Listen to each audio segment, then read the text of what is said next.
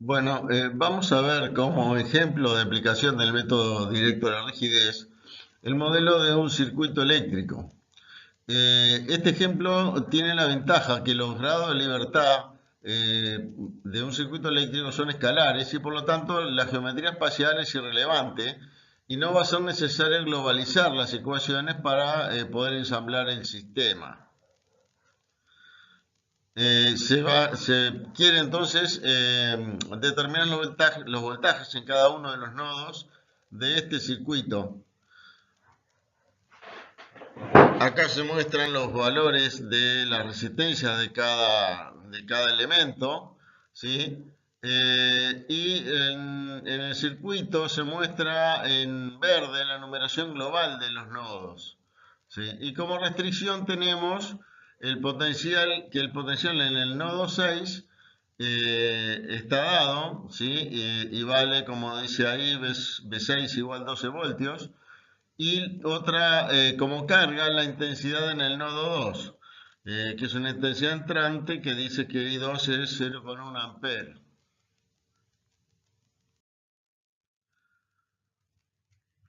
Bueno, primero vamos a definir cada elemento indicando cuáles son sus nodos. Acá en la tabla entonces se ve para cada elemento cuál es su nodo 1 y su nodo 2. Esta sería la numeración local de los dos nodos, ¿sí? El 1 y el 2 del elemento 1 que corresponden en la numeración global al 1 y el 2, en este caso coinciden. Después en el elemento 2, su nodo 1 es el nodo global 2 y su nodo 2 es el nodo global 3. Entonces se está definiendo cada elemento indicando en esta tabla entonces la numeración global de su nodo 1 y su nodo 2 y también la resistencia del elemento. Fíjense que los números en la segunda y tercera columna de cada fila forman lo que habíamos llamado la tabla de grado de libertad del elemento correspondiente a la fila. Eh, Porque en este caso hay un solo grado de libertad por elemento, así que el nodo indica directamente el grado de libertad. La ecuación elemental para cada resistencia va a ser esta que se ve acá, ya puesta en forma matricial, donde I1E y I2E son las intensidades entrantes al elemento en su nodo, al elemento E en su nodo 1 y 2, y B1E y B2E son los voltajes o las tensiones en el nodo 1 y 2 del elemento E. Fíjese entonces que esta ecuación matricial del elemento equivale simultáneamente a la ley de Ohm y la conservación de la carga, ya que hace que la intensidad que entra es igual a la intensidad que sale, digamos. Una de estas intensidades es igual a menos la otra. Entonces, las ecuaciones elementales en la numeración local de todos los elementos son estas que se ven acá.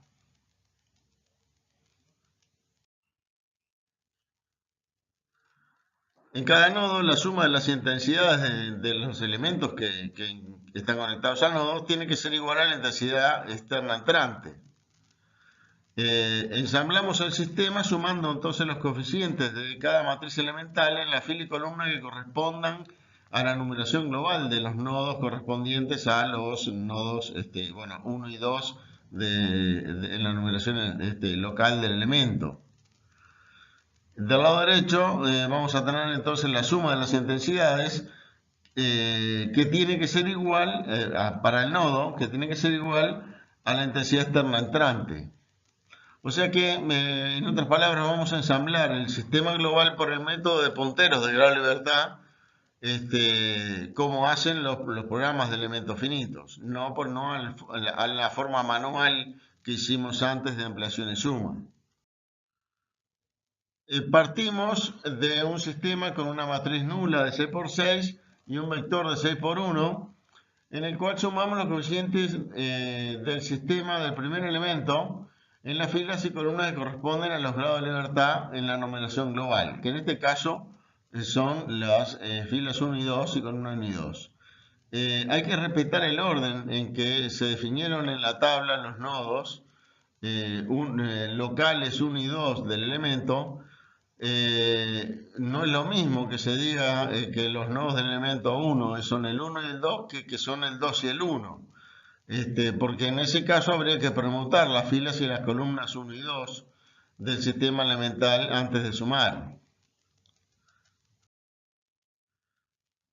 Ahora estamos sumando acá los coeficientes del segundo elemento en las filas 2 y 3. Y fíjense que del lado derecho también sumamos los valores que correspondan, ¿no? Acá sumamos los coeficientes del tercer elemento en las columnas 3 y 4. Y ahora sumamos los coeficientes del cuarto elemento en las columnas 5 y 4. Fíjese que es 5 y 4 y no 4 y 5, ¿sí? Y esto ahora se nota el cambio en los elementos sumados del lado izquierdo, del lado derecho, digo, que se ve que ISU 2 se suma primero y después ISU 1, ¿sí? En el lado izquierdo no se nota debido a la simetría de la matriz elemental. Entonces, el intercambio de las filas y columnas 1 y 2 vuelve a dejar la misma matriz, ¿sí? Pero sí del lado derecho se ve que las intensidades se suma primero la 2 y después la 1, porque en la tabla de este elemento los nodos 1 y 2 correspondían a los nodos globales 5 y 4, no 4 y 5. Bueno, ahora sumamos los coeficientes del quinto elemento en las columnas 6 y 5 y el sexto elemento en las columnas 3 y 5.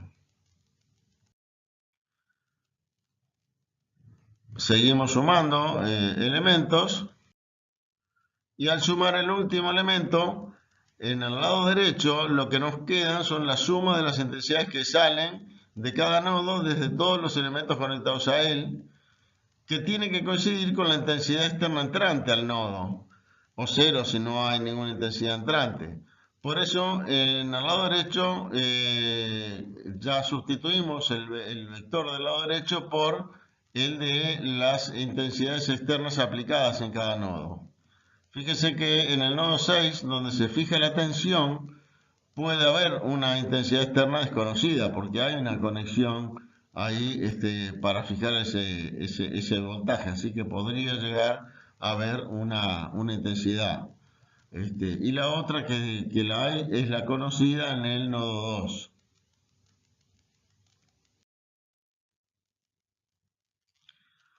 Entonces, resulta al final este sistema que tenemos acá, ¿sí? Este vendría a ser el sistema global ensamblado.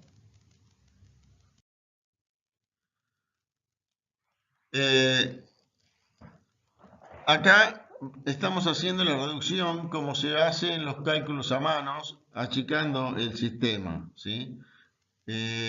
Como sabemos que en B sub 6 vale 12, sustituimos su valor en cada ecuación y pasamos restando al lado derecho lo que corresponda, ¿sí?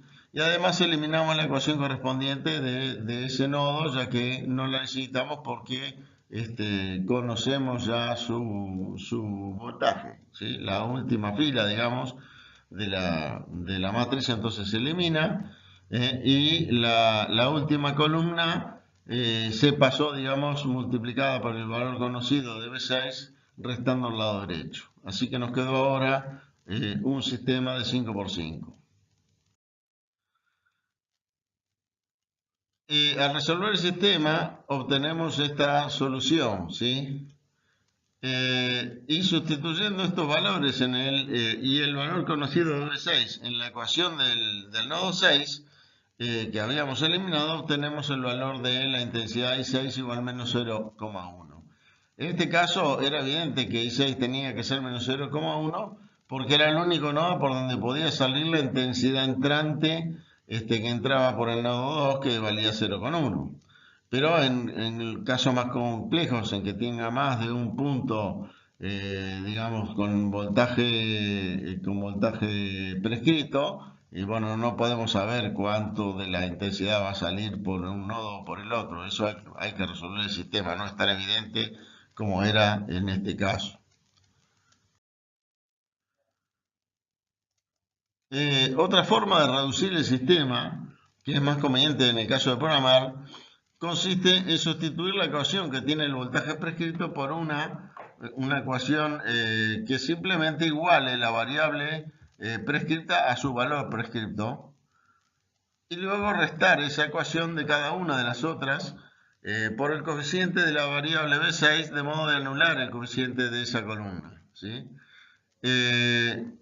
Fíjense que entonces acá la última ecuación simplemente queda B6 igual a 12, ¿sí? Que no hace más que darle a B6 su valor prescripto, ¿sí? Esta última ecuación por un noveno se suma en la fila 1 y por un doceavo se va a sumar en la fila 5 y así se anulan los coeficientes no diagonales de la columna 6, que acá ya se pone eso eliminado, ¿sí? Y por eso es que ha cambiado en consecuencia al lado derecho y ya no es el original, que tenía solamente el 0,1 en el segundo lugar, sino que ahora tiene 12 novenos en la primera posición, ¿sí? Y el 1 en la quinta, ¿sí? Eh, la solución de este sistema modificado es este vector que se ve acá, ¿sí? Que ya incluye el voltaje V6 que ya conocíamos, está incluido en esta solución, no hay que agregarlo después aparte, ¿sí? Y en lo demás es igual a la otra solución que tenía.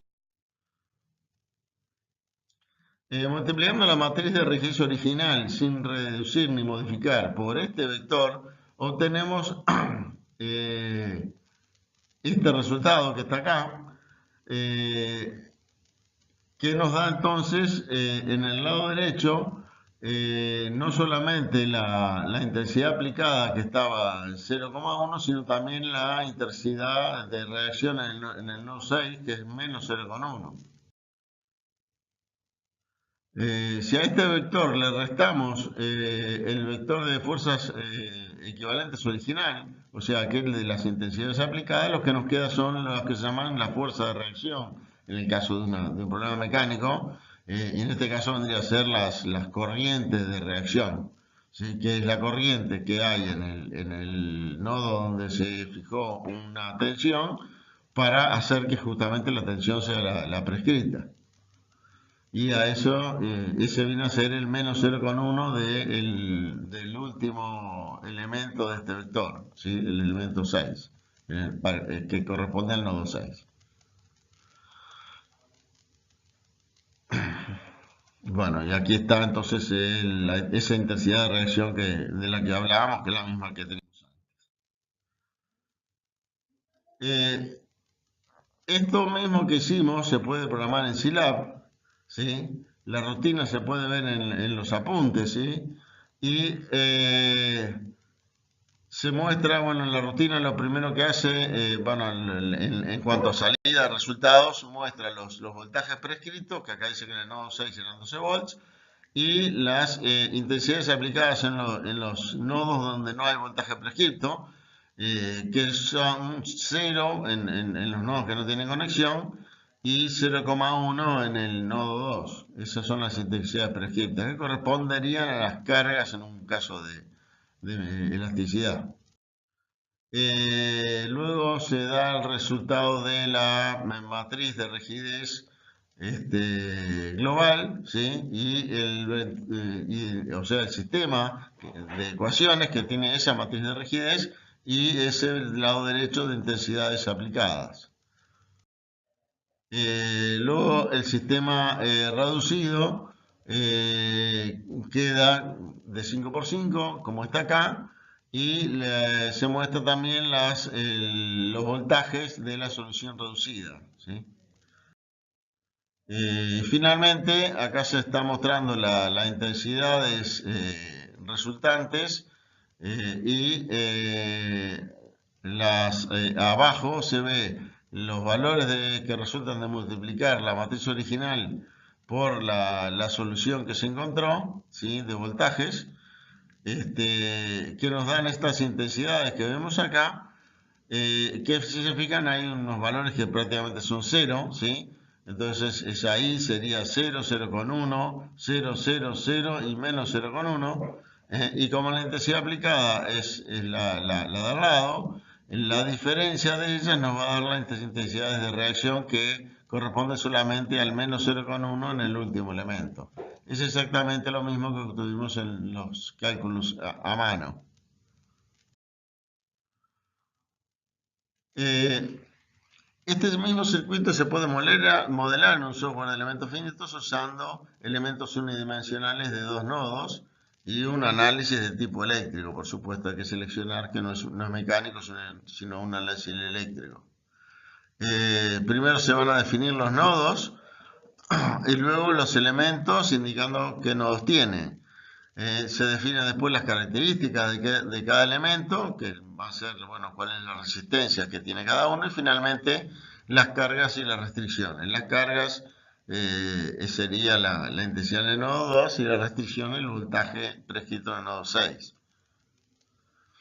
Luego se resuelve el modelo y se obtienen entonces los valores de voltaje para cada nodo y las corrientes en cada elemento. Acá se ve la tabla con el resultado de los voltajes en cada nodo que da el programa de elementos finitos.